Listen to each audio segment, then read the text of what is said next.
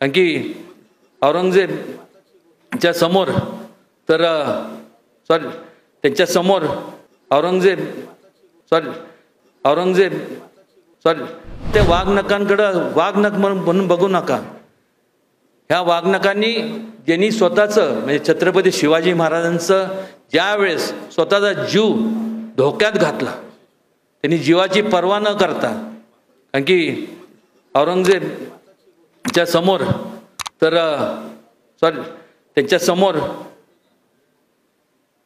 त्यांचं फारसं काय म्हणजे त्यांची उंची पण तेवढी नव्हती, पण त्यावेळेस त्यांनी स्वतःचा जीव धोक्यात घालून संपूर्ण फक्त एकच त्यांच्या समोर एक विचार होता की लोकांचं भलं व्हावं, माझा जीव गेला तरी चालेल. आणि त्यामुळं अशा एका व्यक्तीच्या बाबतीत जेव्हा वाघनख इथे आणले जातात त्याचं पूजन करण्याच्या ऐवजी वादविवाद कृपया करून कोणी निर्माण करू नये.